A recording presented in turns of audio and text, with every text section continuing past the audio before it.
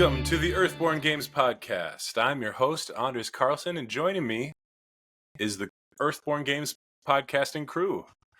Someone writes my copy now. That one threw me off. We're joined by Maxine Newman. Hey, how you doing? Happy to be here. Andrew Fisher. Hello. And we've got Evan Simonette. Hi, Anders. Happy to be here. And last but not least, Andrew Navarro. Welcome to the show.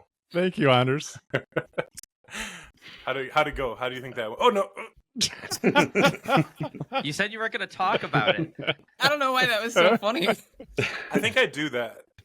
So before we started, I said, I'm not going to talk about the fact that we are doing a different type of intro. And I instantly talked about it. I think that's what I do in life, too. I talk about what is happening in front of me because I don't know what else to talk about. My memory is terrible. I don't have stories. Hey, notice that awkward thing that just happened? I think anyway. it went well, except for Andrew breaking at the laughter. I don't know. As soon as Maxine spoke, it cracked me up. It just cracked me up. What did you say, Maxine? Just like happy to be here, but it sounded so like I don't know. It was you It was gave perfect. like 3 examples of things we could say, and I sent all of Sent them them at you. Yeah. You go for it. Don't you hate that when you were in class or something and the teacher would give you an assignment or a project, and then they would, let's say it's art class, they would give you a little list of examples of what you could do, and then when they say the thing that you were already thinking you were going to do, you're like, ah, shit. No, I Now I can't. have to do something I have different. to do something else. That's the boring idea. Maxine Yeah. just went for it. I'm You're an like, okay. overachiever, so Oh yeah. What did he want me to say? I'll say it. Anyway, here we are. Well, crap, now I have to banter. I have to play Russian roulette with Banter. It backfired on you. Yep. What do you think of Lars Ulrich's drumming, Anders? There we go. there we go. Full There we circle. go. Yeah, we were Yeah, chit-chatting what about do you that. think about Lars Ulrich's drumming? Are you do you don't know. enjoy his work? I don't know. I've never listened to Metallica. Never. Listen to Metallica? No, I'm just kidding. I've never listened to Metallica. I didn't finish my sentence. And hone in on the... pretty finished. That's my humor. I've never listened to Metallica and honed in on the drumming, so I don't really have an opinion. Mm-hmm. I remember listening to Saint Anger and listening for that bad drum sound that we've discussed. Yes. Yeah, so I've listened to the snare drum sound, but his drumming, I don't know. I think it's fine. He's a bombastic character, and I think that suits the band. I think it's about him as a guy, right? I think Fisher. so. I think Lars is clearly the perfect man for that job. Yes. The results speak for themselves. I love that, Andrew, you're like the metalhead on this crew. And I think the rest of us just maybe dabble sometimes. But we talk about it, I'd say every... this is that once every 3 months episode where we're talking about metal. That's why you wore that shirt today. Yep, I thought about putting on a different metal shirt, but this was the only one available to me at the moment. So, Is that vintage? no, this is from the Lamb of God remote pandemic time concert that they put on, where you could buy access to watch them live streaming on this service, and they did 2 concerts. They played their new album at the time, front to back, and then they played a couple songs at the end, and then they played their most successful album, Ashes of the Wake, front to back the next weekend, and then a few extra songs. And it was super fun. Yeah, but I ordered the deluxe package, so I got the T-shirt, I got a little signed poster that I have up in my room, and and I watched that with my son Sam, and we had a really good time. Nice. Yeah, I never went to one of those virtual concerts. What a weird time that was. It was weird, but it was cool. I'll never forget it. Wow. Did anybody else go to one of those virtual concerts where they're just standing in their living room, poor audio, cutting out? I haven't done a virtual concert like that, but I did, out of curiosity, check out a Fortnite concert at one point. Oh gosh. Who was it? Huh? I Who don't was know. playing? It was fine. But who was performing? Who was Performing. it? God, I don't remember. It was some like Justin electronic Bieber. music. No, Had to be a huge I think it was some electronic music person. I don't know, man. Like Dead Mouse? Oh, is It it, might like have been- Dead Mouse or something? No, it might have been Marshmallow. I don't know. Marshmallow is like a Dead Mouse ripoff. I'm sure I'll catch some flack for this, but like Do they wear like a he's marshmallow a younger helmet? guy. And he wears a giant marshmallow helmet and plays electronic music. So Like I you think do. it was him. It was with a couple friends, and we were just like curious, right? It was more of an exploratory thing, like what's the deal with Fortnite digital concerts? And so Yeah. we did that just to kind of see. It was kind of cool because like you load in with a bunch of other people in kind of in front of the stage and stuff, and then like when the music starts playing, everybody was like doing emotes and throwing crap, and people are flying everywhere and jumping. See, Shooting my each God. other, building houses. yeah, like so you get some of that like manic energy of a concert a little bit, and so like you have this virtual space to express that energy in instead of just sitting there watching a video. So that was kind of cool. That is Um, kind of cool. The one thing I Hmm. didn't like is there's no clipping, obviously. So like everybody just kind of you don't get that sense of like, even though there's a lot of people there, you don't get a sense of it because everybody was like mashed into like up front, right? So there's a bunch of empty space, even though there's a ton of people there. Yeah. Mm. So it's a little Well, weird. you would have preferred to like get there and then have to jostle with your avatar for Yeah, space. yeah. Yeah, I mean, and with latency, obviously that would be awful, right? But You can't see because the guy in front of you is wearing the teddy bear costume. just staring at the back of a teddy bear head. Yeah. It's the only Fortnite mode where they force you into first person. Yeah. Then you get the experience of me at any concert. Uh-huh. Yeah, I Too suppose- tiny to see the stage. Yeah, I was gonna say, I suppose floor tickets for you are just awful, huh, Maxine? No, they are. And me, It hasn't stopped me in the past, but I was wondering I why get thrown around. why do short people even go to concerts? You're down You can there. still hear just fine, I guess. Yeah, you can hear it. I like to see it though. I mean, I go to concerts with short people sometimes. I'm 6'5", so I'm the person that is ruining it for you. Actually, Right. Hey. But you can just sit down though. You can. just sit on the Hmm. ground. Yeah. Oh, I on can the still floor, see- you mean? Yeah. Yeah. Being on the floor is. Yeah. There's nothing. You can't apologize for that. I know, and I hate it. I hate ruining it for people. So it's uncomfortable for me too. You know. But then I think this is the one time in my life where I get to like fit somewhere. You know, Mm. airplanes suck. I can't sit in the backseat of a car. I guess that's two things. The two downsides of being tall. Clothes Yeah, don't but fit you me. can reach all the cabinets. So Yeah, don't complain. What a joy! What a joy to reach the top shelf. yeah. Evan, if you were a DJ with a stupid helmet on, what would you be? What would my name be, or what kind of helmet would I have? Both. Yes. Yeah, both. Look around the room. Yeah, I'm looking for. I can't think. DJ Of anything. Lamp. I would have a scale model of a Ford Taurus as a hat. DJ Ford Taurus. Or is it Taurus or Taurus? I always screw that up. Dead Taurus. Taurus. Taurus. Right? Taurus, Yeah. okay. Amazing. Megan is always like, why do you say Taurus? And I don't realize what I do. There is one. Isn't there something called like Yaris?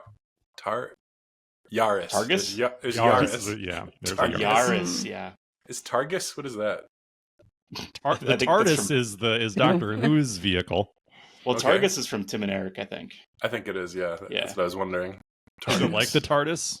Is it No, it's not. smaller on the inside than it is on the outside, and only Smaller than travels along No, the it was ground? like it was a skit about a guy trying to get a movie, and through this convoluted system of renting a movie, his name got changed to like Targus or something. Oh I yeah, can't remember. It's Tim and Eric. It's very Was that the absurd. internet? The internet. Something like I can't remember. It was so long ago. Targus. Yeah. Your wife's new name is Targus. Yeah. What? Well, our new banter format has really gotten off the rails, and Anders. It's great. I was just thinking, this is great. This is great Yeah, banter. this is just the whole show could just be this. It really could. Just stream of consciousness. But we have regular show stuff to do as well. So everybody stay tuned. I'm really excited to talk about the game that I've been playing. Ooh. I don't know what I'm going to say about it, but I love the game. So stay tuned for that. But first off, I'd like to say this. Last episode, you guys said that everything was done, right? So I assume you're all just kicking back and sipping margaritas. Is this true? accurate. That's If accurate. only.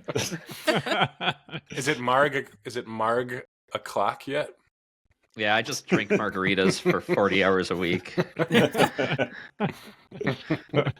Hasn't would been be healthy. that would be a very difficult job, I think.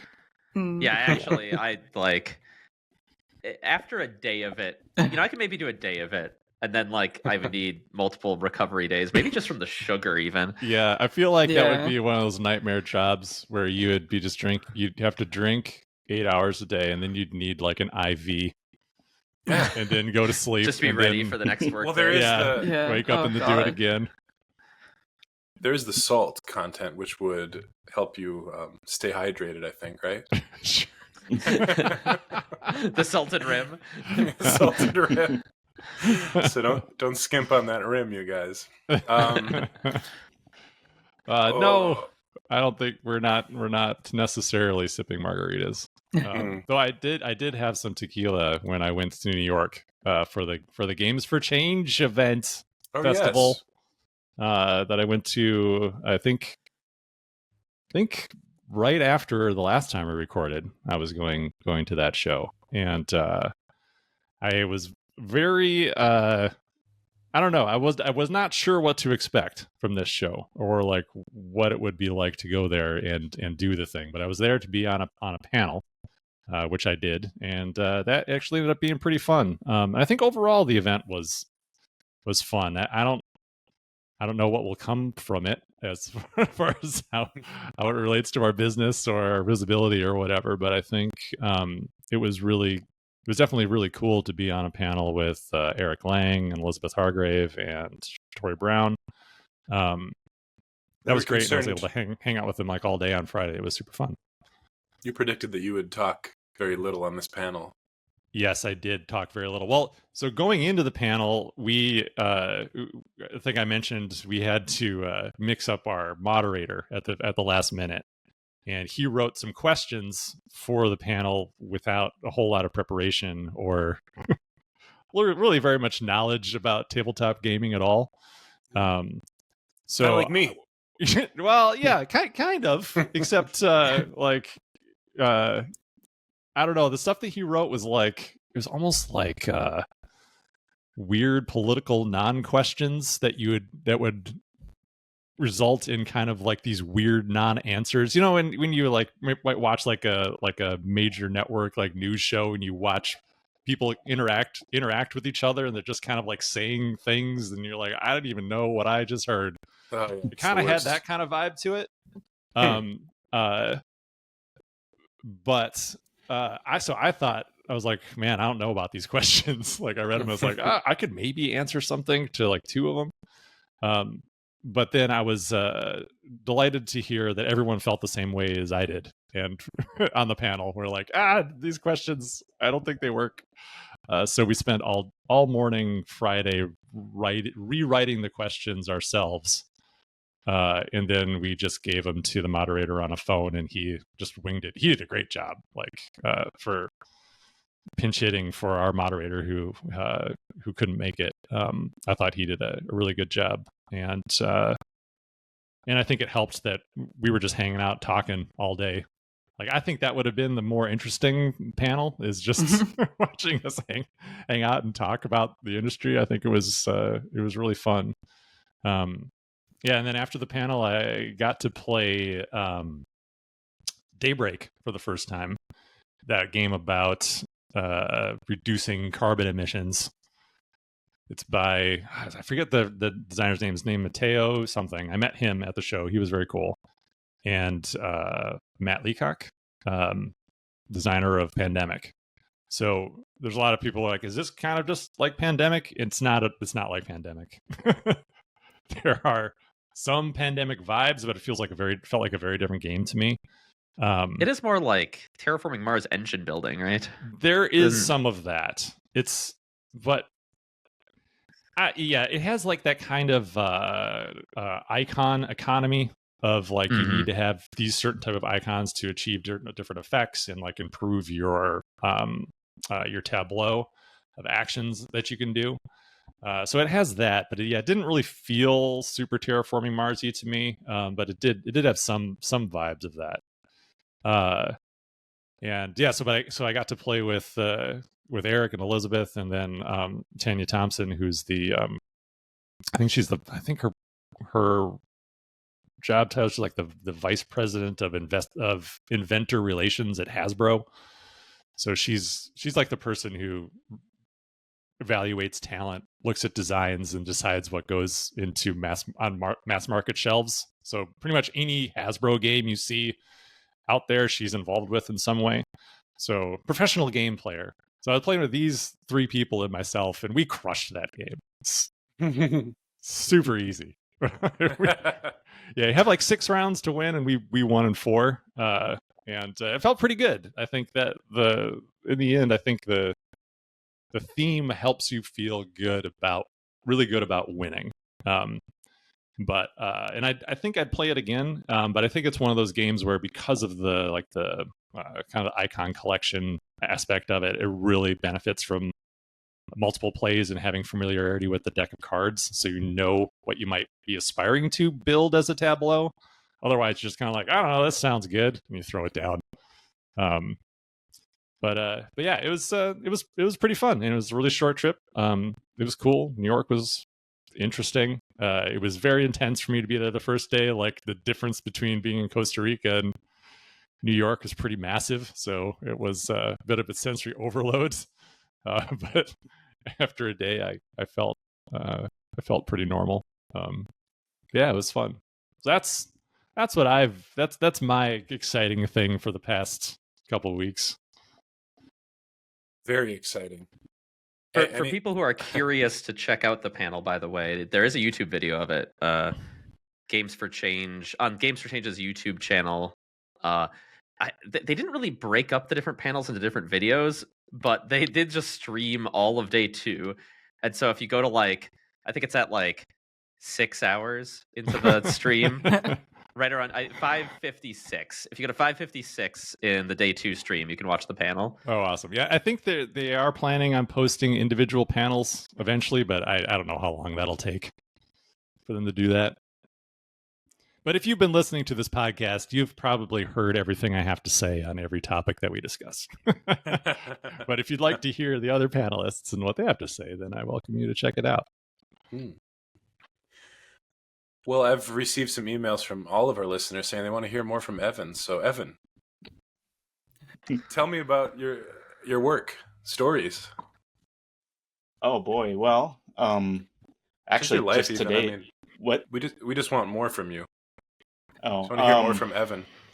Well, it's kind of like the whole margarita thing you mentioned. I mean, we've slowed down a lot, so a lot of the things I'm doing are just like, I'm looking for new artists and for upcoming Rangers projects and for core game stuff. And that's been fun, but I also feel like I've reached my limit with some of the sites I've been looking at, and I need to get creative in casting a wider net. You should go to a local art fair. Yeah, I mean, just kidding. I was kidding. No, honestly, anything goes. Really? That'd be awesome. My aunt makes some cool. Oh yeah, maybe we should get in contact with her. I mean, actually, Maxine and I will be at Gen Con, so I mean, That's we true. can talk to artists while we're there. That being said, we don't have the eye. We're probably not the most qualified people to be spotting who to talk to. You can just collect Cards. Last time I was there, a lot of people are moving away from cards and just had QR codes Mm. at Oh, their yeah, that booth. makes sense.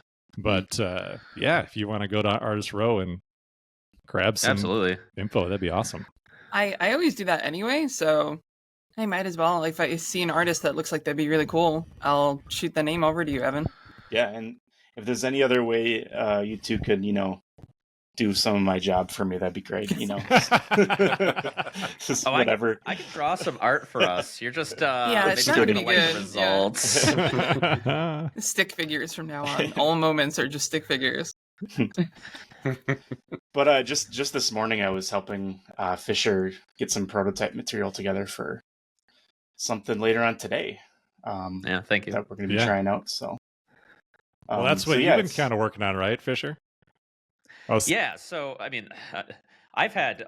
It's funny. I think last time I was like, we're delivering this stuff to partners, so it'll be more chill. But it's actually been like we had some stuff to button up on that, and then, I've been able to start prototyping stuff. Though we had some kind of residual, even though we've passed off certain things to the partners for translation. There's a bunch of other kind of QA and file maintenance stuff and inputting proofreading that like still needs to happen. So there's been a lot of kind of cleanup tasks on that. And then additionally, we have been prepping some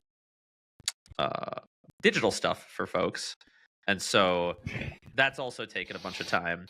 And so in theory, I've been working on a prototype that we played a little bit in Costa Rica, and we're going to be playing a little bit more tonight. But I haven't been able to dedicate as much time to it as I'd been hoping to when we were wrapping stuff. But we're going to play something tonight, and so. And I think soon, like the big thing that was also taking time is we are going to be posting. I think we've hinted at Maxine's one-day mission, right? Coming out soon, and along with that, I'm able to talk about everything we're putting up with that, right? Yeah. Along with that, we're posting an update to the errata and our FAQ, as well as a big update to the Living Valley that includes the rules glossary and the campaign guide that has a bunch of fixes in it and stuff from the second printing. Along with that, we're going to be posting a PDF of I think both the rule book and the campaign guide, right?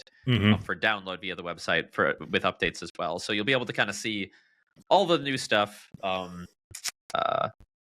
It's kind of a big update with lots of little changes throughout. So we've been just trying to kind of get that all together, and it's collecting a series of changes that have gone in over the last like 6 months. So it's been a lot to kind of coordinate. And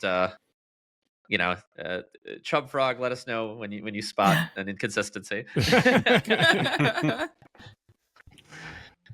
Yeah, sorry, Evan. I feel like I cut you off. Oh no! Were you going to say more before I accidentally stepped in and threw it to Fisher?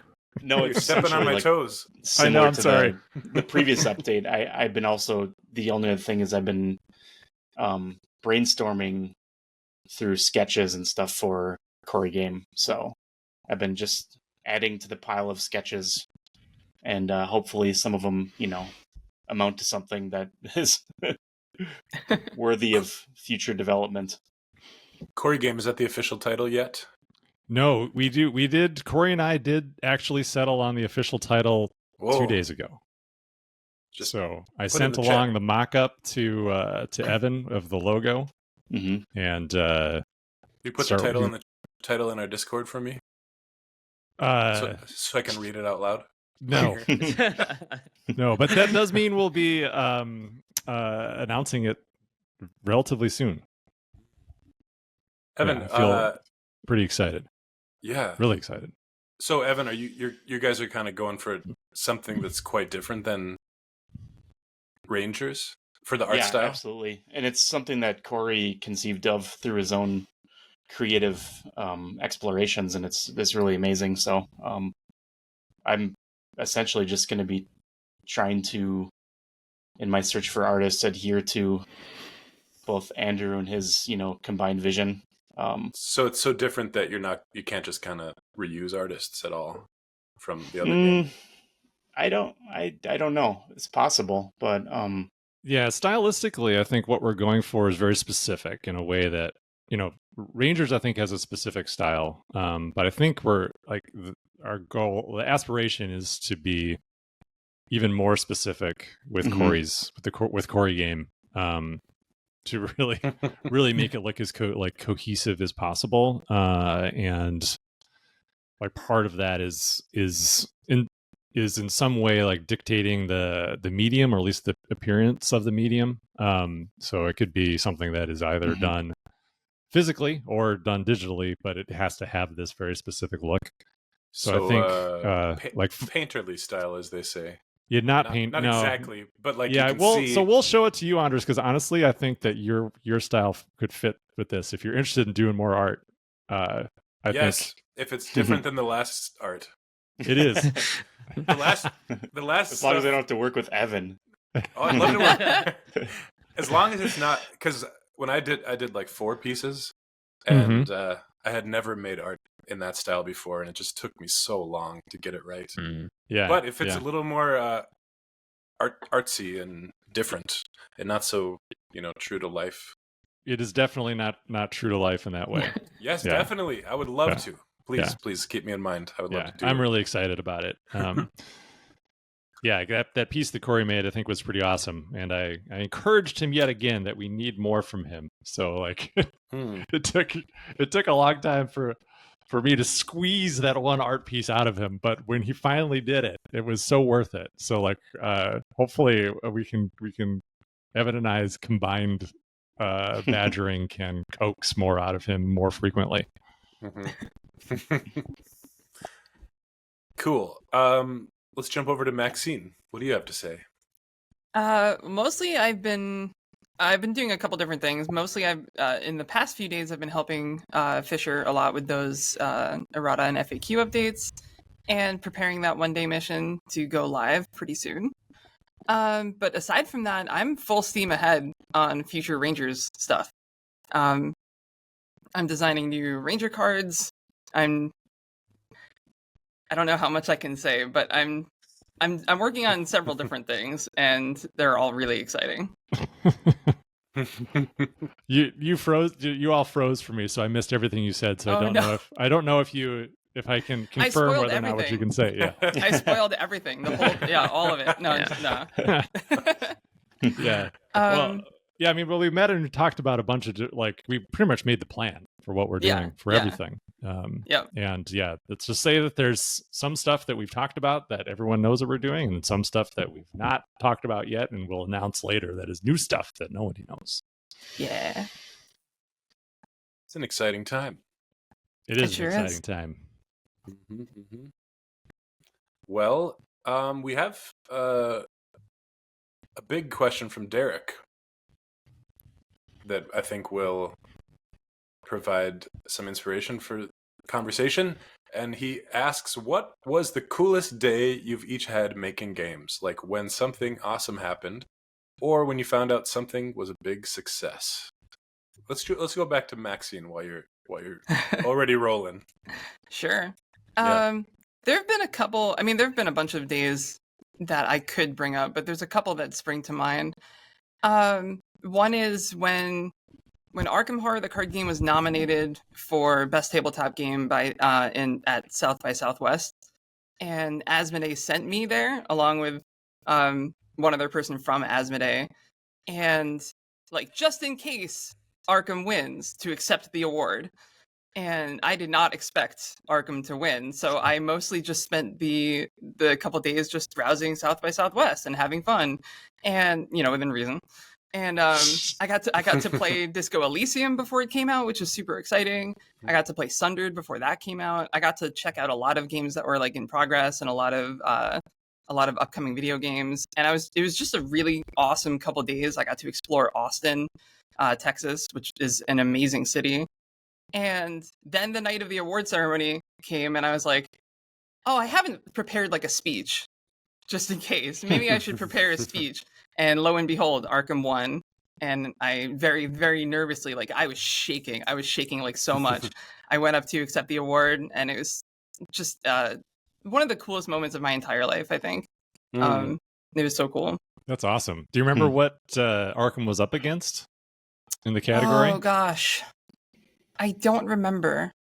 There was one other game from Asmodee, which is why there was one other person with me, and there were a lot of other games that like I did not expect. Arkham was up against some stiff competition. I don't remember what off the top of my head. I can probably look it up. But I'll look it up while other people are talking about theirs. So you had to go up there solo to accept the award? Yeah. Wow. Yeah. And did you pull it off with your speech, or? Honestly, my memory of it is hazy because it was a blur. I hate that. Yeah. So like I remember giving a speech, and I remember being like really excited and super nervous, and there was scattered applause. So South by Southwest is mostly for video games. This was the only award that they gave out for tabletop games. So most of the people there were there excited and hyped to hear about the video game awards. But there were definitely some Arkham fans in the audience because there was some cheering. It was pretty cool. Sweet. That's cool. Yeah. And then the other, if I may give a second answer, the other day that jumps to mind, in designing Arkham, we did these epic multiplayer scenarios where we had hundreds of people at Gen Con all playing simultaneously, playing the same scenario. And one of those was The Blob That Ate Everything, which is my personal favorite. And I remember we play tested that internally with maybe like 20 people, like maybe 30. And it worked just great, but we had no idea how well or how not well it was going to work with 120 people or 90 people. And I remember that first time that we ran it, and I had like an easel that was tracking the health of the blob and all of this stuff. It's like this big global event that everyone is playing at the same time and participating. And when they finally defeated the blob, there was like an enormous amount of cheering. Everybody stood up, everyone like applauded and laughed, and like it was just a wave of emotion and appreciation and joy. And I remember being very overwhelmed in that moment, like emotionally, and thinking like, wow, we really pulled it off. That was awesome. That's cool. So cool. Yeah. How about you, Evan? I have like a less personal one from FFG, and then followed by Earthborne one. But I remember just being blown away back when we were all at FFG, and Sam Witwer, that voice of Darth Maul, and he was in the Force Unleashed, right? He was he lended his likeness. Yeah, he was Starkiller, and he showed up and did like a little documentary or something right there, filming something about our Star Wars games. Yeah, it was like a fluff piece about us, and we paid him to be the front man for it. Oh, okay. Either way, I just thought it was so cool that he was in the office, and I had played the Force Unleashed and stuff, so I thought it was pretty neat to see that it made me feel like, it made me recognize that those games were so much more elevated than I originally thought they were, like X-Wing, Armada, and later on Legion. Like, I just saw those as games we worked on. I didn't really understand the impact they had, other than seeing when Worlds was, would take place at the Game Center, and all the people that turn out for that. So, well, he was a big fan of the role playing games. That's kind of like his. That's how he got into it. Yeah, that's right. Yeah. And I remember he and Zoe Robinson like communicated a lot back and forth somewhere, like on Facebook or something. So yeah, he was always very in tune with what FFG was doing. That's really which cool. is, I think, why he was the perfect person to come in and do that. Yeah. Did you try to interact with him, Evan? No. But you can watch I think you can watch it on, I think it's from 2019. There's FFG has a video of it on YouTube or something. Yeah, you can see me. You can see me sitting down with him, giving him an art piece, and having a very awkward conversation. They edited to get it in a way that wasn't as awkward, but it was Yeah, so that my when I met him, I was like, when you said like that you didn't realize the impact that like Star Wars had. Like what I didn't really realize is like how much charisma and energy a B-list actor has. Like, you know, he's not like a major star or anything, but when you're interacting with him and you just see him amongst normal people, like you're like, that guy, he's got something special. Like, yeah, it's it was interesting. It's probably the most successful actor I've interacted with plenty of actors or drama type people, you know, and they're definitely a unique breed unto themselves. But like he was at a completely different level. It was really interesting. He had a great, just like an amazing face, just like chiseled. Yeah. His name? Sam Witwer. What? Sam Witwer? Sam Witwer. He was Witwer. Crashdown in Battlestar Galactica. Yeah. Battlestar Galactica. Yeah, he was great in that role. Yeah. I didn't realize that. That's cool. Crashdown himself, not that great. Yeah, But yeah. Sam as Crashdown, pretty great. He's in Riverdale.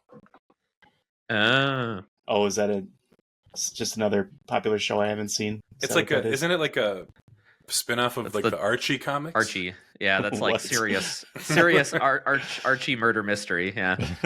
Yeah. Wow. On the CW. So that's I will That say sounds also, right.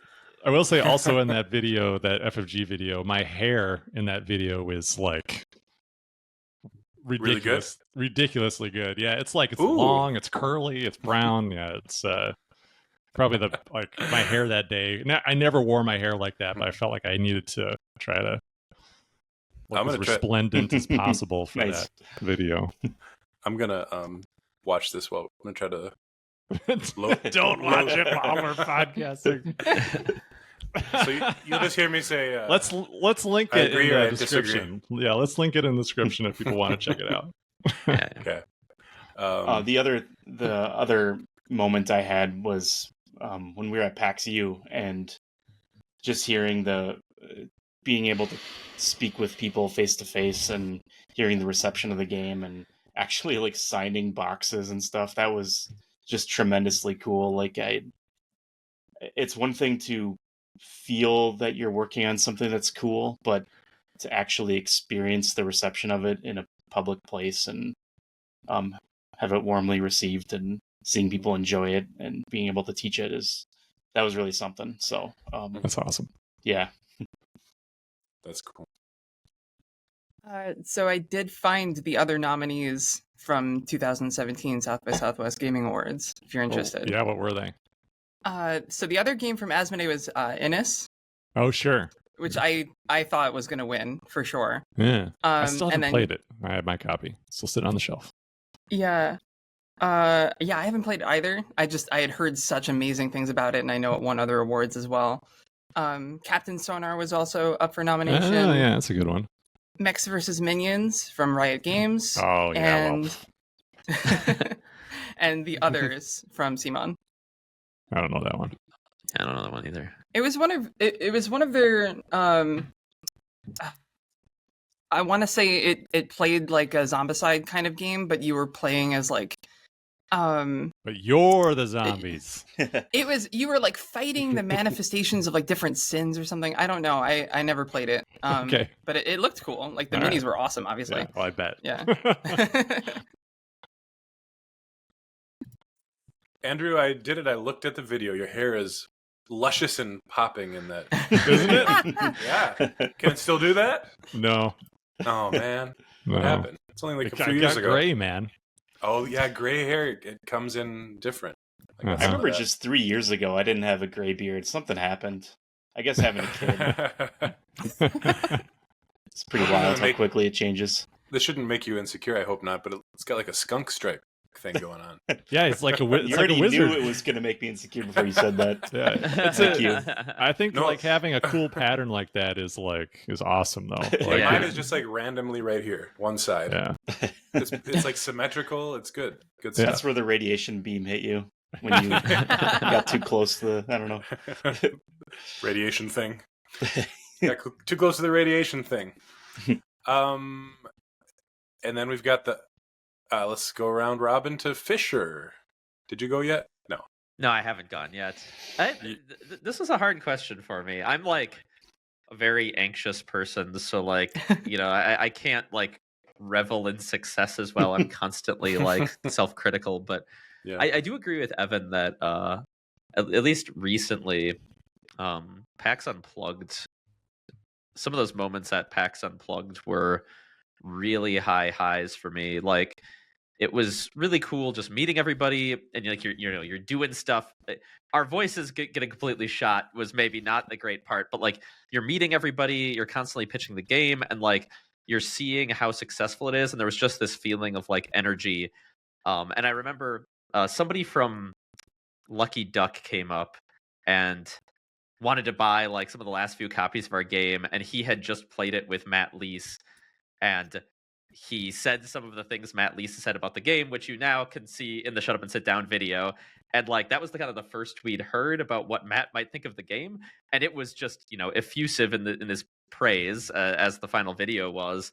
And so like that was like this moment of like I'm on the high of PAX Unplugged, and then like I hear this thing about like Shut Up and Sit Down loving the game, and like it was just all this positive affirmation for all of our work that was like combined with the height of the con was a very good day. Yeah, I remember. I think I was back behind the booth, like eating a sandwich or something, when the guy from Lucky Duck came, and I remember I came out and you came over to me, you were like, just like I was exploding with excitement. Well, and then they didn't release the video for like 3 months after that, so like I was just like, well, this is never happening. Yeah, that thus began the beginning of our like refreshing YouTube ritual every week. Yeah, the Lucky Duck guy said something really ambiguous about like he's doing it this week, and I think he meant like playing more of the campaign or starting recording or something. Definitely not releasing the video, Yeah. So I hopefully I'm not blowing anybody's shit up by saying that. But anyway, yeah, so like that was a really really high day. I also like another one that kind of stuck out to me was actually my first day professionally in the industry, just like getting my first job. I started at FFG. I'd done some contract work before that, but like my first full-time job was at FFG, and I had started as a playtester, and like getting let's see, I was working with Jay Little, the designer of X-Wing, and Steve Kimball, who went on to lead Z-Man Games for many years. They were the two people I was kind of doing playtesting for. And I was, to be honest, in retrospect, I think I might have told this story before, but in retrospect, I was a little obnoxious. I redesigned a whole chunk of the expansion we were playtesting and brought it in. And they looked at it and they were like, they legitimately considered it, and they played it. And they said to me, they were like, listen, we're not going to use this, but there's a job opening and you should apply for it. And I think that was also like a very kind of high moment where, breaking in can be very, very difficult. So like first getting that opportunity and getting that vote of confidence from Jay and Steve, like meant a lot, So that would probably be my other day. Big That's days awesome. Indeed. Yeah, That's awesome. Speaking of Shut Up and Sit Down, I saw that guy who reviewed Earthborne is just loving. It's a good year for him. I just saw he just like glowing review of that Arcs game just came out. Did you see that? Oh yeah, I think Tom did. Yeah, Tom did the Arcs one. One of their Isn't other reviewers. Isn't that the guy? Isn't that the same guy? No, Matt Lease did our video primarily. They They look similar. collaborate, but different. Okay. But yeah, they've done a lot of like It's a big videos, effusive videos recently. But yeah, Tom loved Arcs. Mm-hmm. Yeah, Tom also he loves Cole's games just in general. Like I don't know if he's made a game he doesn't really like. Mm-hmm. But this one's not like Arc. I was interested in Arcs, and I think it looks pretty cool. I was actually holding yeah. it in my hand at the source earlier in the day before that video posted, and I was like, should I pick this up? It's like, nah, I'm not gonna be able to fit this in my luggage. And How then much is it? It's like $60. It was pretty cheap. Oh, nice. Yeah. Yeah, it's pretty reasonable. Yeah. And then the campaign expansion is $100, which I thought was a really interesting choice. And clearly, it's going to work out great for them because of this video. It's all going to fly off the shelves and everything will be fine. But I thought that was an interesting approach to kind of split those two products. Yeah. But yeah, after I saw that video, I was like, well, I'm not going to be able to get that game now. Yeah, not gonna be able to find it anywhere. That's I should have. I was kicking myself before I should have bought it. Corey has a copy. Corey has a copy. Yeah, that's fair. I generally like Cole's designs, so I knew like that I would probably enjoy it. Yeah. You can get it for $350 on eBay. Oh, is that all? Oh, Ridiculous. Andrew, even more reason you should have bought it that day. I'm not a board game scalper. I hate that. I hate that stuff. Yeah, that sucks. Andrew, what is your most specialist today? Well, there's a lot to choose from, so I'm glad that this has turned into you get two options to share. Because I could probably share, at least 10 amazing experiences, if not more, that I've had working in this industry. It's really great, and I think it's. I don't know. I think there's something about it. I think it's because it's an entertainment industry that it creates these moments of like elation in reception or like experiences of events. It's like there's a lot of energy present that I think is really impactful. And even in the creation process, there's a lot of that too. Just when you're just a small team in an office, there's a lot of excitement and joy around breaking through on things. So it's pretty awesome. I think my top one though is probably, it's one that I've talked about before. It's when I had when I went to that kind of creative fugue state in like the summer of 2020, when I was displeased with the direction the design of the game was going, and sat down with it and then just reworked it over the course of a week.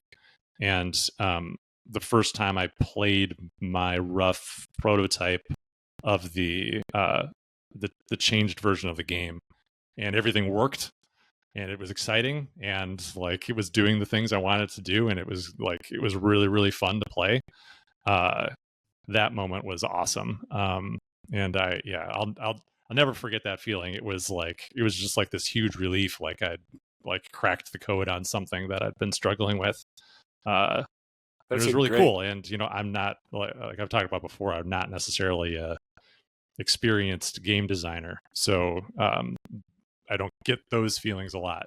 So that was really cool. But the other one was a graphic design moment here. Actually, I think I have it over here. I'll be right back. Look at him. Look at his butt. Well, that's going to be it's content you only get on YouTube. There. He doesn't know, though. He doesn't know. All right. Let's take a look at this. All right. So this is Warhammer Fantasy Roleplay 3rd edition. Mm-hmm. Both Will Springer and I worked our butts off on this thing. It was a very, very intense graphic design job. He did this Sigmar logo here, and I did everything else on this box. But the thing that I remember that was like such an amazing moment was this logo here. Let me see if I can make my camera up so I can see what I'm doing. So this logo, the Warhammer Fantasy Roleplay logo, is ridiculous. Like, it just has so many. It's very of its time. It's got like a billion things going on. It's got like all these little icons and little widgets and lots of distressing and metal and Very bells metal. and all stuff. And I'd done a lot of logos working at FFG, but this was the first logo that I just kind of poured everything into. I was like, I was very inspired by Kevin Childress, who was another graphic designer who was working on Warhammer Invasion, and I kind of saw like what he was doing with like the amount of detail he was pouring into that graphic design. And kind of famously, the head of FFG, Chris Peterson, he was very particular about visuals, and it was very, very difficult to get anything approved by him without multiple rounds of revision. Which oftentimes led to me like kind of doing a little bit less, knowing I would be getting a lot of notes, which would oftentimes still just end up being frustrating as well. But for this logo, I decided just to pour everything into it and then try to make it as good as I possibly could. And this logo he approved with no changes. And I still remember like reading that email and just being like, oh my God. Like it was the first time it had ever happened. And that was like, I don't know, 5 years into working there, 4 or 5, where I got in a thing with just like no notes. It's great. And I was like, oh my God, I cracked the code. Like I did it. So it was really amazing, like, positive reinforcement for me because I had put so much effort into it on the initial submission. So really from that point forward, I took that attitude with everything. So I'd be like, even if I get notes, like who cares? I'm going to put everything I can into this. It was a really pivotal point in my career, changing my perspective and my attitude on how I was approaching my work. And I think that carries through still today. So, so that was really awesome. That was a really great feeling to have that, get that seal of approval and, achieve that, what felt like a really important milestone in that moment. That's funny that you mentioned the Warhammer RPG fantasy, because one of my first projects working at FFG was an expansion for that, and just being overwhelmed by the level of detail that was required of me. I think I just had to make an orc tracker on a sheet, and just taking assets from stuff that you likely made. And I was working with Chris Gerber, and he was throwing all this lore at me while I was asking for direction on things. And I just remember this one word, the name of the castle that the expansion centered around, has stuck with me all these years. It was called Schlüsselschloss. I can't even say Oh yeah, it. the Schlüsselschloss. Yeah. Yeah, I remember that art piece. I remember whatever commissioning expansion that. that was is what I worked on. Nice. Yeah. I'll tell you one thing, the graphic design on that was very effective because that's the most expensive impulse purchase I've ever made in my entire life. Let's go. Wow. It was like, Nice. I want to say a year, maybe half a year before I joined FFG, and I was in a comic book store, and I'm a broke law school student. Like, I had no money, and I saw this box, and I was like, this is the coolest thing ever. And I immediately bought it. Awesome. Yeah, it was my pitch to do that, the sleeve with the opening flap. So cool. Yeah. Mhm. Yeah. Unfortunately, I also made the die line for it, and it never got corrected, so it never worked exactly as it was supposed to. But I was really It was happy very with cool. that. Yeah, I have a sealed version in my basement that Oh, wow. still has the sleeve on it. That's cool. Very cool. Good moments, you all. We've got a few. And Go thank you again to Derek for the great question. Yeah. The that was question that spawned a segment. great. Yes. You win question of the week. Remember that? We got a few other questions. One is from Lex Rex. Can Fisher or anyone share anything more about the game within the game? Did we already read this one? In Earthborne Rangers? It was grayed out.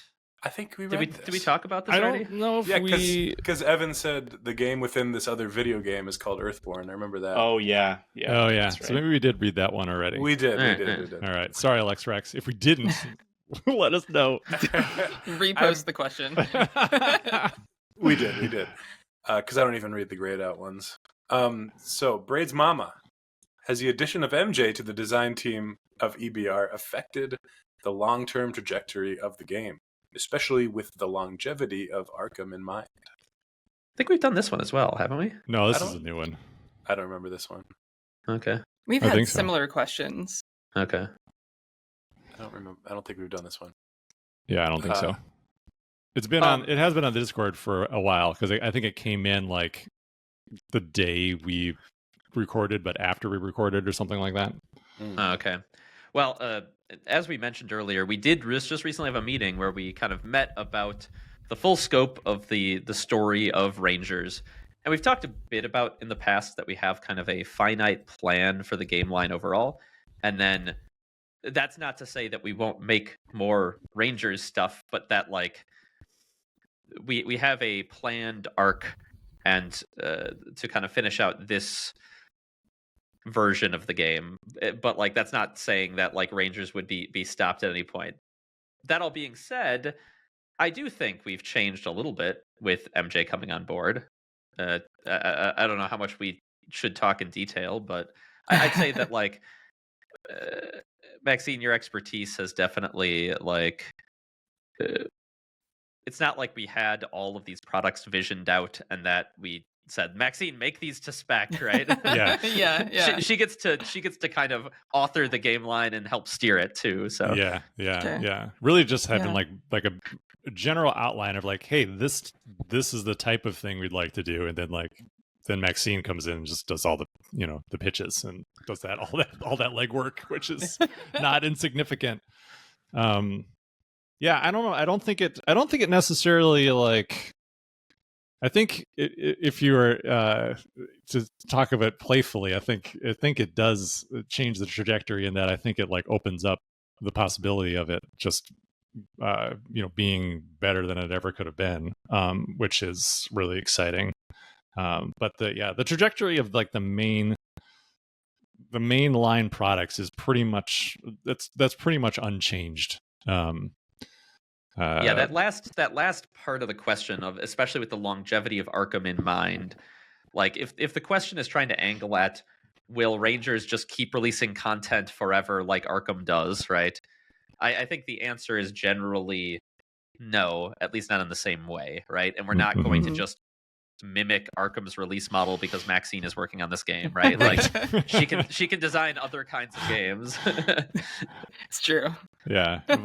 But yeah, well, like I've talked about in other places, I think we have the plan in mind for like the main products, and we'll see that through, and then that will be years, Mhm. and then we'll see Yeah. where we are, and if we feel like let's keep it going, or we move the game system to another setting or location, or move around the world somewhere. I mean, there's all sorts of options, but yeah, I feel like it's so far away at this point that it's hard to imagine. I'm just excited to see the main thing through more than anything. Next question comes from Amster Sigma 66. Maybe it's just because I am delusional from this extreme heat in Canada, but has there ever been a modified rule set to do 1v1? Maybe like a race to the top of Mount Nim? Well, there hasn't. They might be the question- delusional, but I don't. There's nothing to do with the question. Yeah, right. The question's asking, has there ever been? I don't think there has been yet. Yeah, I don't know. I don't really pay attention to the homebrew section of the Discord. Like I just I don't want to like accidentally find something and be like, oh, that's good, and then like all of a sudden it just ends up in the game. I think that wouldn't be great. Yeah. So I don't know. There might be something in there. If you've ever gone to the homebrew section of the Discord, there might be some alternate type of rules stuff in there. But I would love to do like an event type thing where we like have multiple tables of Rangers trying to do things better or faster than another one. I think a race would be awesome. That would be really fun. Yeah, Northern Outpost to tumble down in as few rounds as possible. That'd be pretty cool. Yeah, race sounds perfect for the game. Yeah, and you could do that right now. Just play it, Yeah. and then say this is what I did, and then challenge someone on the Discord. Like do it faster. I guess there is a minimum. You have to have like tiebreakers and stuff, right? Because there is a minimum amount of rounds it could possibly be, and if everyone did it in those minimum amount of rounds, you'd have to have like amount of fatigue suffered or like number of cards in deck or something like that. I think it should just be Energy spent. Number of cards remaining in deck, I think, is a pretty good measure of how well you did. Yeah. Can you Yeah, do I this agree. Real time, start a timer. Real time, like a chess match. Yeah. That's Get a chess testing timer. a different skill. Yeah. I think probably the trickiest thing for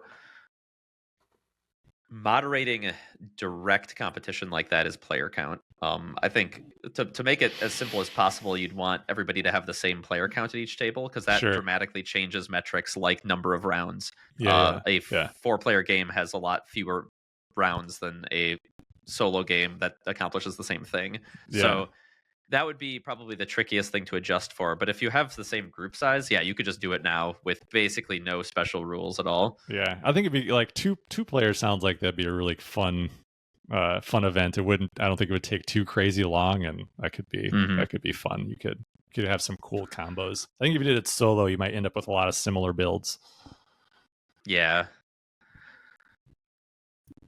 Right. Next question comes from Aoife. I looked that name up. That's how you pronounce that? Aoife? Yeah. Yep. That's how you That's pronounce cool. it. Is that What's it? like Where's it Irish? from? Irish? I think so. Good enough. Cool. All Looks right. cool. It does. Generally speaking, combat appears to be the most heavily relied upon mechanism to create the tension necessary in a narrative or campaign game. But at the same time, it can be entirely tedious. How important was it to develop non-combat moments in EBR to drive the story while still creating the tension necessary for gameplay? Oh, I mean, not having combat was pretty critical. I mean, it's still there, but like, I guess Andrew, like you can kind of speak to from like a creative direction angle. Like, there's always been combat in the game, but at the very least, like from how I was approaching it, we wanted it to be an option, but we never wanted it to be the only option. So like it was always going to be there to some degree, but like it was, so to answer the how important question, I would say absolutely critical, right? Like since combat couldn't be the only option, we needed non-combat option and interesting mechanical non-combat ways to pursue the game in every layer of the game. Yeah, I think it's definitely challenging, from a storytelling perspective. And I was just having coffee with a friend yesterday morning and talking about this of like it's how you're with the goal in mind of it not being a combat focused or not being like direct conflict focused. You really have to work around the influences that we all have from from stories and popular media that we've read that focuses so much on this stuff, and it's just really easy to fall into those patterns because we're just so familiar with them. So I think that's, for me, narratively speaking, that's always the most challenging thing. But then in the gameplay, though, I think we've like, and especially playing through the campaign expansion, where I think we continue this. There's lots of possibilities for excitement and adventure that don't have anything to do with fighting anything. Like a lot of times, your opponent is time or some other thing, some other force that you may have to contend with, but you're not necessarily fighting it. I do remember, Fisher, also, like during our original Kickstarter campaign, I remember there was some sort of conversation where someone was asking about like a combat system, and like maybe that's something that is sometimes there's like in a campaign game or like an adventure board game, you'll have discrete systems around combat, and we don't really have that at all. No. I mean, it's just another form of a test, right? Like, yeah. If I guess if we really went all the way into RPG world with the design, we could have had like a combat system and a social a discussion system, and all sorts of little unique subsystems to achieve all these things, as opposed to just the one. yeah, I would say that I don't think that the lack of or like non-combat moments was detracted from tension even in the narrative. I think there's lots of interesting stories you can tell that don't involve fighting. I would say probably the biggest challenge that's kind of tangentially related is one thing we don't have any of is like bad guys, Mhm. right? Quote unquote, right? There's no like just bad people. There are people who disagree, but there are no like antagonists, human antagonists, right? And like, I think that is one of the bigger narrative challenges we have. So it's not necessarily combat related, but it is like where the source of the things you might be fighting over or whatever come from. That was probably the bigger narrative challenge, I would say, and Mhm. continues to be as we try to tell stories. Yeah. Mhm. It's a well-worn trope that I think a lot of it gives a very easy shared language. You know, who's the bad guy, right? What's Yeah. their motive? Yeah. I do think we end up like, well, maybe I won't say anything. That would probably be too spoilery. So I'll leave it alone. But I will say that like I do feel that there are there definitely, I think when you look at like the directions we have gone with the story, especially once people play through the first campaign expansion, I think people who are like fans of like Star Trek will see that there's a lot of I think kind of inspiration from the types of there's a lot of conflict. There can be a lot of conflict in Star Trek that just arises from misunderstanding and misinterpretation as they encounter alien things that are outside of their scope of understanding. And I think that is one thing that I think it's something in sci-fi that I really enjoy, and I think that's found its way into Rangers a lot. And I've come to find that to be the easiest way to create this tension in the story. And you'll see more of that as time goes on. So the next question comes from Mikhail. My partner and I have found incredibly powerful combinations of cards that almost exclude the challenge deck entirely. Does the team plan on addressing these sorts of interactions, or are they intentional? And then Braid's Mama asks a question that's related. What is the current status on the Elder No-No list? Do you want us in the community to give input somewhere on the Discord? Yeah, so we actually to the elders. For those of you who haven't listened to the other podcast, we have we've I think we discussed have to call it that at this point. officially. Yeah, I think that's funny. Yeah. We have discussed doing a kind of document that's a resource that gives you some guidance on restricting the use of or changing the functionality of certain cards to like kind of rebalance the game a little. We aren't going to be doing those kind of changes in our reprints, but for people who kind of want that experience, we are going to do a list. For those of you who played Arkham, kind of like the taboo list. And I forget whose suggestion it originally was, but it has gained the name the Elders No-No list. And actually, Maxine, myself, and David just met and chatted about that. What, on Wednesday, Maxine? Yeah, on Wednesday. Yeah. So we'll be working on that, I think, pretty heavily in the next few weeks. I don't know if we have like a specific time that we would like to release that, but it's definitely on our radar.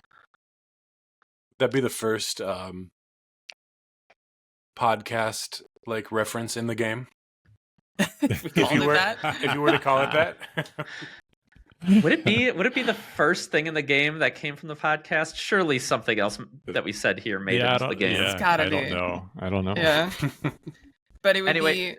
it'd be entirely optional, and you could engage with it or not engage with it at your leisure. So if you are finding these incredibly powerful combinations of cards, and they appear on this list, then that'll help. You can adhere to the list, and it'll help make your experience go a little bit more smoothly, and encourage you to try new cards and try different cards that you haven't tried before, which is pretty cool. And as far as where we're pulling from, like obviously we're pulling from a lot of our own experience with the game, but we're also pulling from the community discussions about strategy and stuff.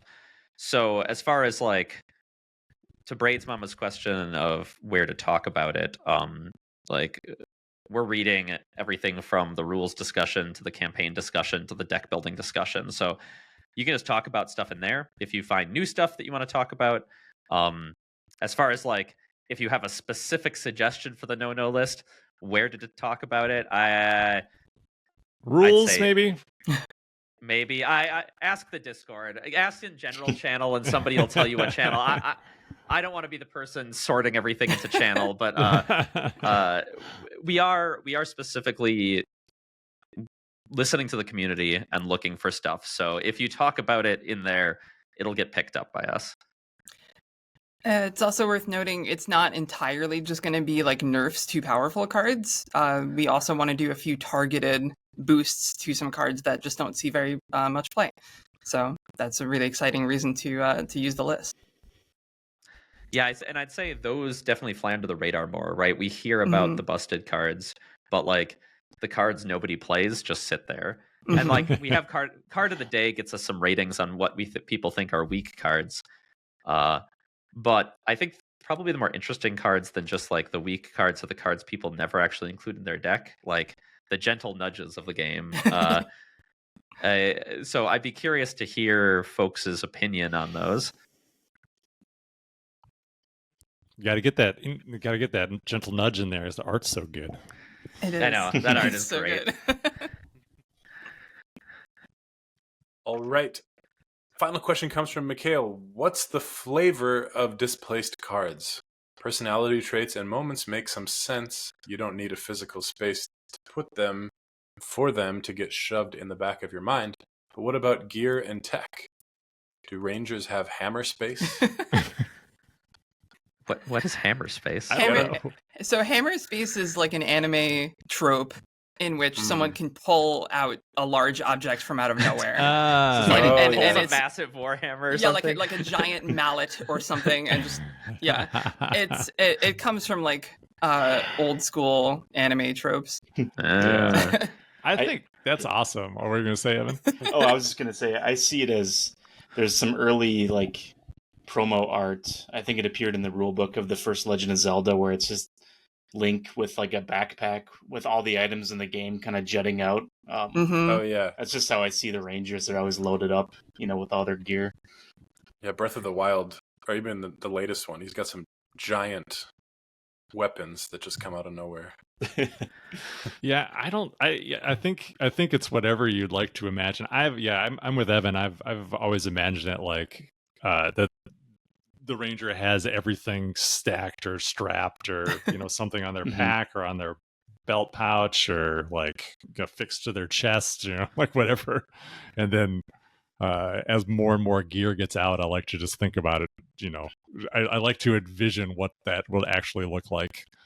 The only thing I ever struggle with is like the canoe in the belt pouch, but that thing must go down, like condense really small. But how does the belt pouch still affect the canoe while it's in play? I don't know. Oh yeah, while it's in play. Well, I mean that's It's just really good belt pouch. That's right. It made it so much easier for you to carry that it's easier to have it equipped. Evan specifically based that canoe on real collapsible kayaks that exist in the real world and that you can collapse down to like fit in a bag. I mean a big bag, but a bag. That's cool. I mean, I took a lot of liberties, but that was the original inspiration. Yeah. Mm. And I'd say, yeah, I think about the displaced card specifically in kind of two ways. One is the very depths of your pack. Like, obviously, the stuff on the Yeah. surface of your pack or on the outside of you, I think of that as the stuff in your deck that you maybe haven't drawn yet to use. But then, like, there is stuff that, like, when I'm camping, I will, it's like when you're packing up to head out in the morning, you put at the very bottom of your pack, and basically you're not getting to that unless you like you set down on the trail, you pull everything out of your stupid backpack to get to that thing you put at the bottom, right? Like those things are barely actually able to be used when you're kind of in this a little more intense hiking and everything you're doing during the day. So I think displaced cards could be represented that way. I also think that we've established the idea that rangers cache stuff throughout the valley. And so, like, there's the ranger cache feature, but you can imagine that there's probably a larger network of these different ranger caches around. So for your displaced cards, you might be caching that gear uh, and storing it someplace. Mhm. And to your point about moments and stuff and personalities, those are just kind of pushed to the back of your mind for now. So that's kind of how I at least justify away those displaced cards, but it's kind of up to you. Yeah, I've always thought of it as like the equipment that's in my deck is the stuff that's on my person at any given moment, and everything else, all my displaced gear, is just like in my backpack. And when I encounter, a a bear or something, I'm not going to be like, hold on 1 second, take my backpack out and root through for like my intention translator. Like yeah. All right. Well, thanks for your questions, everybody. And that brings us to stuff we're into. Anders, that's me. I just remembered that I watched a movie, which I rarely do, and I loved it. It was called Thelma, and it's in the theaters still. And it's about a 94-year-old woman who gets a scam call from someone pretending to be her grandson. And, it's a scammer. And she sends him like $10,000, and it's about her kind of like defying her grandson and her daughter by like going on this kind of action movie kind of thing to like get back her money. And it's so funny. I rarely laugh at movies anymore, but that movie is great. So check out Thelma. Awesome. Yeah, that sounds cool. It's so good. For example, there's a moment where she's trying to like get into something on the computer, and of course a 94-year-old doesn't know how to do anything. They think an ad is like, every ad is like something to like pay attention to. So she's like on the phone with somebody, her grandson or somebody, trying to help her like hack in, and she's like, there's an ad, it wants me to join a gym. And the kid is like, you gotta find the X. And she's like, there's no X. Well, sometimes they hide the X, and it's like, kind of grayed out, and she closes it, and then there's a shot of her being, I'm in. So it's kind of like playing it like one of those kind of like, That's funny. yeah. This has it has a 99% on Rotten Tomatoes. Oh, Oh, it's wow. it's so funny. It's just like wholesome, and I don't know, it's good. Nice. As far as games, I finally tapped out of Balatro at 107 hours, and I know it's just not fun anymore, and I'm excited about that because I can move on. Yeah. You're free. I'm free. It is how it feels. I was addicted to that. So Those yeah, are like tried to- Final Fantasy numbers. Yep. I go hard with games like that, just like simple roguelikes like that. That's not even a full week. Get back in there. Yeah, how many hours in a week? That was, well, I just did the math. It was 4.43 days. Yeah. Oh, okay. So- Solid days just looking at stupid poker hands. Oh my god. That's okay. You could can do work that worse. out into a percentage of your life. Right? But But- don't. Don't do it. Exactly. It's minuscule. Uh-huh. But I started playing this game called Slice and Dice, and I think it's been out for a few years, but I think it's gained more traction recently. They put out an update recently. Yeah, like 3.0. Yeah. Have you played it, Maxine? Yeah, I played that game back when it was in like its early stages. Wow. It's I really love it. good. It's really good. I love it a lot. It might be one of the top on the top of my list. I'm not sure yet if it's going to reach Balatro status, but Balatro I think is one of the best roguelikes out there. Period. Deck building roguelikes. This one I don't know if you could call it a deck builder or not. It's a dice builder. Yeah, it's not really a deck builder. Not really. You don't really have a deck. You have 5 dice, 5 party members, and your upgrades come in the form of leveling up your characters, and you basically can level them each up maybe once or twice within a round before you beat the final boss, which is 20 fights. And then you can get items that change the sides of your dice, and I don't know, I think it's so good because it's just loaded with stuff. Every run feels so different, and I don't know, the pixel art is really good. I love it. I think it's really well done. One of the best. But it's only on phone, Andrew, if you're interested at all. Well, Sorry. I finally broke down and had to order a new phone this week. Yeah, I'm finally replacing my iPhone 6. So does that make a difference? You will play games. So I might be able to actually play something on it. Oh, the UI is designed so well too. I think that's worth checking out just for that. Okay.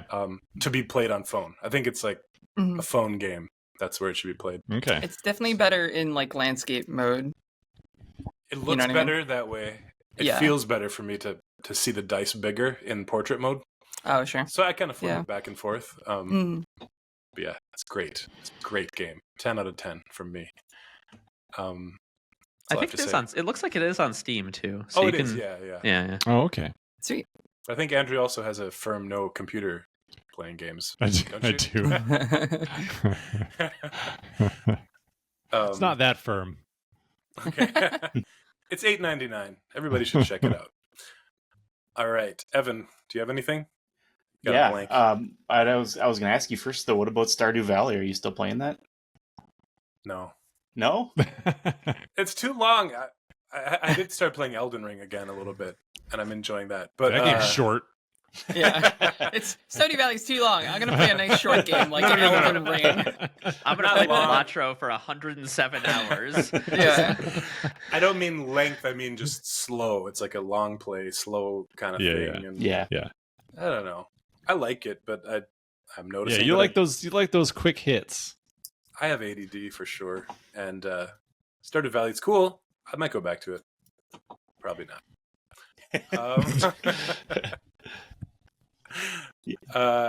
Yes. No, I haven't been playing it. How about you, Evan? What have you been looking at with your eyes? Well, I'm reading a book. It's an advanced copy or a proof copy or a beta copy, whatever you call it. Something that authors get. I didn't write it. Sounds like it. I'm making it sound like I'm reading my own book that I wrote, but it's a book called Relic Myers and the Rhythms of Ruin, and it's by Brady Sadler, who worked on an early version of Rangers. And I've been in touch with him. I've been following his writing, and I find the amount of work he puts out on his own volition very inspiring. I think he wrote Relic Myers, and like it was one of those month-long challenges, and it's a interesting book. I mean, it's easy for me to get into it because he and I are roughly the same age, and he's drawing on a lot of his experiences in childhood. It's a book it's a lot like a Stranger Things kind of young adult horror coming of age story. It takes place in 97. So it's like Stranger Things in the 90s. And it's fun. It's a fun read. I like it. I've realized that I think I like that sort of story more than fantasy, because he also has these fantasy stories, and I'm just something about this one when he told me about it, I just instantly asked him if I could read like one of his proof copies, because he had mentioned that he had just wrapped it up. And so yeah, it's cool. There's a heavy metal influence as well. He's nice. obviously, I think he had his own band at one point. Yeah, he's a drummer for Oh, yeah. Lauren Guard. Yeah, Lauren the Guard, main character yeah. is a drummer. So Yeah. in Relic Right Myers. when you know. Yeah. So yeah, that's what I'm into. It's pretty fun. Nice. Where can we all check that out? It's not out yet, I don't think. Yeah, it's not. I I know, think just it'll be released in September or something, or maybe October. So Yeah, he Cool. did. But He I did think- send me a text. He said that he would send me a copy of that when that came out. Cool. It looked cool. I liked the cover. yeah, If you- TCS but I think did if the you- cover. I think if you just go to bradyjsadler.com, that's Yeah. his website, and that's where all his writing is and stuff. Yeah, and you're right. yeah, he and Adam designed an early version, and Brady actually stayed on to help with a bunch of the Ranger cards in the core set. So, yeah, so he was a critical part of getting the core set of Rangers designed. Mm-hmm. What were you He's very saying? good at Who self did? promotion too. He is. Who did the cover? Did you say? The Creation Studio. Oh, they for- did. Okay, Yeah, yeah. for Relic Myers. Yeah, Yep. they worked on a lot of the Blacklist games with them. Yeah. How about you, Maxine? Well, at your mention of Balatro and the hours that you spent on it, I decided to look up. There's a website called Time Wasted on Destiny, which is my favorite video game of all time. And apparently, I've spent 1,143 hours playing Destiny. Oh my So god! Wow. over the course of 10 years, mind Is that you, just Destiny 2 or 1 and that's 2? 1 and 2 combined. Okay. I mean, that Um, game's that's I'm surprised that I've played Balatro for just like a tenth of that. You played it I- for 41 days straight. I just I can't 41 days. Oh my god. Wow. I But can't that's throw over the course of 10 years. So Yeah, yeah. I can't throw stones at you, Maxine. Yeah, My World of Warcraft number was frightening. yeah. I spent a lot of time on Guild Wars as well. Back in the yeah. day. But anyway, I've been thinking about that lately. Like, wouldn't it be cool, at the end of a game or whatever, it tells you like you died this many times. Wouldn't that be cool if there was a counter for just life stuff? I thought of this when my for friend life stuff. my friend said she's only had bacon cheeseburger 3 times in her life. Oh yeah, no, I was I've like- thought about that exact same thing. Like, give me a Like, wouldn't it be tally of cool? everything I've done in my Yeah, you can entire just life. choose anything. I had a dream once in which I died and like credits rolled and it included information like that. Oh, Wow, that's weird. I wonder if it was. I wonder if it was true. Weird dreams, so you guys. crazy. Yeah. It probably was factual too. Your brain is tallying every little thing you've done. I can't read in my Goodness, dreams. I hope not. That'd be It's like that impressive. Batman, the animated series episode. I can't read in my dreams. It's, Yeah, I'm Oh. trying to read AI art essentially. Yeah, it's all gobbledygook. Yeah, Is that like Um, a? Sorry, go ahead, Maxine. Oh no, you can. Isn't That is a That's a thing, right? yeah. That's you don't a thing. read in a dream. Isn't that You like can't- in what's that movie with Leonardo DiCaprio? Inception. Oh, Inception. Yeah. Yeah. They know they're dreaming if they can't read something. Is that where that's from? I saw it in a Star Trek episode. Oh my Mm. god, it's been used yeah. so For much. me, it was Batman the animated series. He realized he was dreaming because none of the books in his library made any sense, and Hmm. then snapped out of it or somehow. Anyway, sorry, it just totally derailed. Maxine, I thought your lead in here of I've played Destiny this many hours, and all of it's been in the last 2 weeks. Oh yeah, that's all I've done. Yeah, the last 41 days apparently. No, actually, I've kind of fallen off. I haven't played in a while. The new expansion came out, and that was really cool. But then I'm just been too busy. So speaking of which, why am I busy? I started playing Zenless Zone Zero, which is the new game by MiHoYo, which is the people who made Genshin Impact Mhm. and Honkai Star Rail, and it's pretty fun. I'm only maybe a couple hours into it, but it's been pretty fun so far. I posted a clip of me soloing some no-hit content on Twitter. It's pretty cool. But mostly I've been writing. I've been doing a lot of writing. Speaking of books, at like on weekends and at night, like that's most of what I do is just write. I wrote for I wrote 10,000 words last weekend, Wow. which is like Jeez. pretty crazy. I'm trying to get my word count up. I'm trying to get my speed up. So it's been good. Awesome. That's are you working impressive. on your Yeah. next book, or are you just like, I- what are you writing? I'm writing a couple different things, but the main one, yes, is book 2 of my book series. Nice. in which not being able to read in a dream is a plot point. So Oh, spoilers. Yeah. all comes back around. all full circle. But yeah, I'm pretty excited for that. I'm about halfway through. Awesome. Awesome. Fisher, hit us. Yeah, well, with it. I haven't been playing too many games lately. I did crack open. I got a copy of Mythwind. I forget if I brought this up when I got it. Which is a game by Open Owl, Mhm. right? I think they are now. Previously, and it's kind of a farming game. One of the things I always talk about with Mythwind is it's kind of our Kickstarter doppelganger, because they went on Kickstarter initially right around the same time as us, and they posted this piece of art that's like a idyllic valley with a spire in the middle of it, and I was like, what the hell? And but like at the end of the day, it's a cool project, and like has a lot of vibes that like match with ours. The one vibe that doesn't match with ours is one of the core mechanics is like you can track you can like at least one of the characters can create this little farm, and you plant all your crops in this like plastic tray, and it goes back in the box, and when you play next, all your crops are still there, so you can kind of keep your board set up from game to game. So there's a lot of plastic trays, which is not as in vibes with us. But it is very one benefit though of that is like it is very compact from what I've seen. Mm-hmm. So they are not wasting space, at least. Yeah, they are not. Yeah, they're not doing that. But it is. It's got a lot of stuff in it. We can talk to Brendan about doing the all wood version.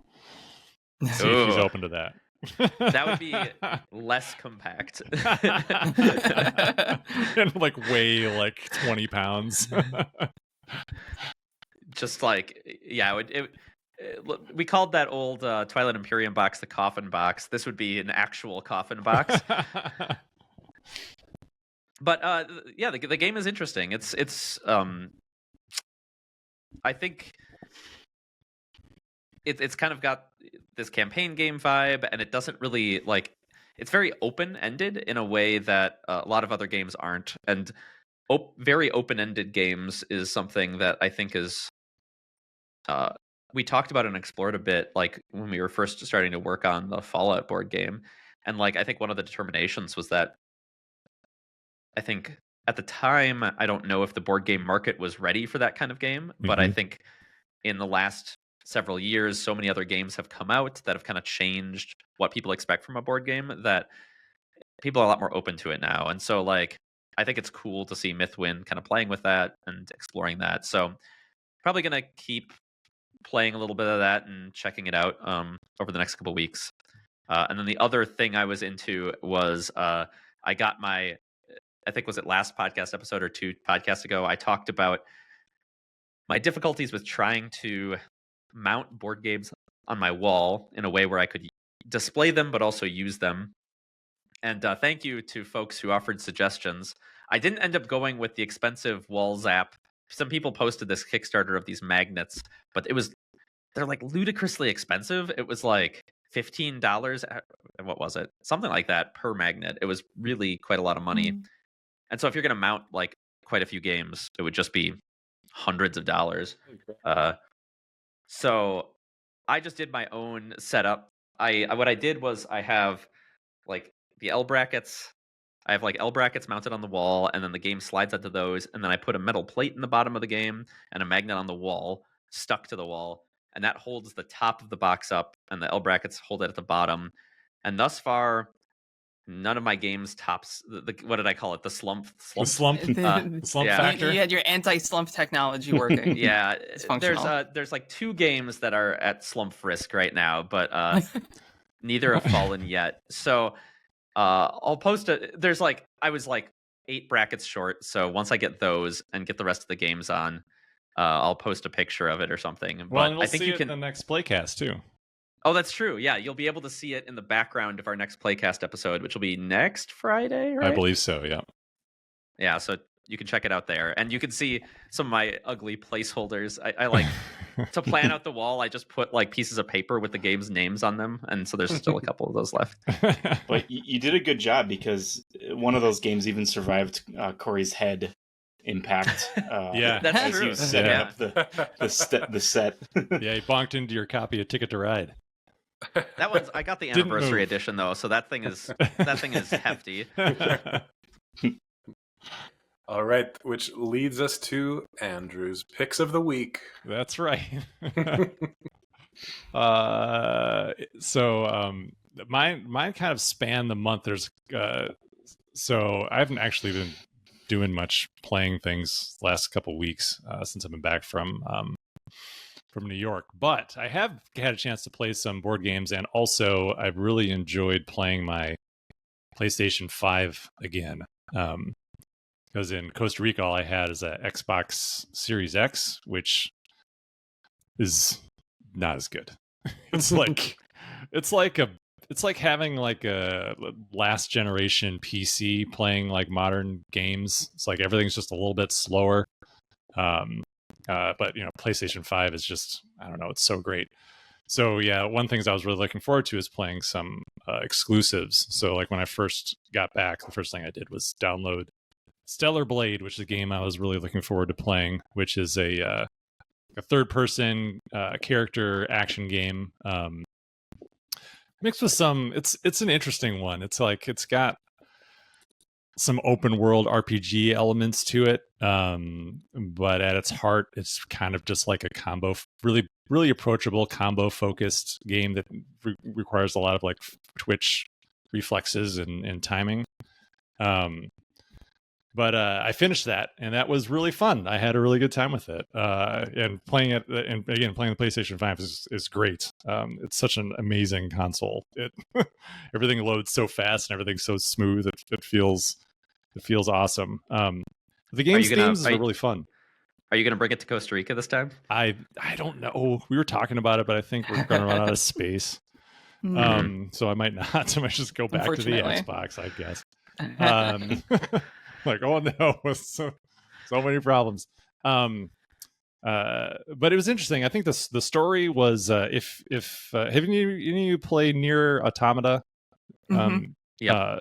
So it treads in very, very similar themes, except it's just more colorful, and I think just generally less haughty in its approach, which meant that you could kind of see all the twists coming like a mile away. But the themes of like what is human, what makes a human, what is machine, like what's the difference, it explores all those things, I think, in a pretty fun way, and creates a really interesting backdrop for the story, which in of itself, is very straightforward, just like an action story. But like everything on the periphery and all the little like lore bits you can get, I thought were pretty interesting, and created a pretty interesting world, and explores those ideas, I think, in a really cool way. So yeah, if you like 3D character action games, I think you could do a lot worse. It's not as intense as something like a Devil May Cry. It's pretty forgiving. But yeah, it was a lot of fun. And then I also finally got around to playing Heat Pedal to the Metal a couple weeks ago. Heard of this, yeah. Yeah, I borrowed it from Fisher to play with my friends, and the one game night we got in here while I'm at home, and I really liked it a lot. I thought that game was awesome. I've played a few racing games here or there, and so I'm not like a connoisseur. There was that. What was that game with like it's like wizards or something like it had like. Magical Athlete. That's the one. Like played that. That's barely a racing game. That's like a zany interactions game that happens to have racing in it. Sure. I've played that bike racing game. I forget the name of it. Flamme Rouge. Yeah, I've played that. Played Pitch Car and other things. But yeah, I thought it was awesome. I think the implementation of the theme was really great. I really liked how fluid your cars moved around the board, and how you're like constantly kind of managing, depending upon the track that you play, managing your actions to take curves at particular speeds without spinning out. Because if you spin out, you kind of go back to the curve and have to get back up into gear again before you can get moving. But then you still have an opportunity to make your way back to the front of the pack. And you may not win if you can get in trouble, from what I've observed, if you spin out, that you might not be able to work your way back into the race to win it, but you can at least make it close. And I felt like that the entire way, with the exception of one guy who spun out a few times. it was a 4-player game, and it was at the very least a very, very close race between 3 of us. And it was super fun. Yeah, I really, really liked it a lot. And of course, as is usually the case, I usually, like, first time we play a game, I usually end up winning. So I won, and that felt good. But I'm sure if we played again, I'd never win again. It was just also the way it usually goes. Yeah, it was great. Highly recommend Heat Pedal to the Metal. I thought it was, especially if you like racing games, like it's the best one I've ever played. It was awesome. And that is it. Very cool. Very cool. So, Andrew, what's going to happen with your PS5 for those 11 months you're gone? Trying to get your hands on a PS5. Do you need a PS5, Anders? Is that you're angling for one? Is that what you're telling me? If you offered, I wouldn't say no. But anywho, thanks everybody for joining us. It's been a good show, and we'll see you in a couple weeks. And Andrew, you'll be in Costa Rica again. Huh? Yeah, I'll be back in Costa Rica. I'll be back with the plants behind me, probably. Oh, I can't wait. All right, see you guys. Bye. See ya. Bye.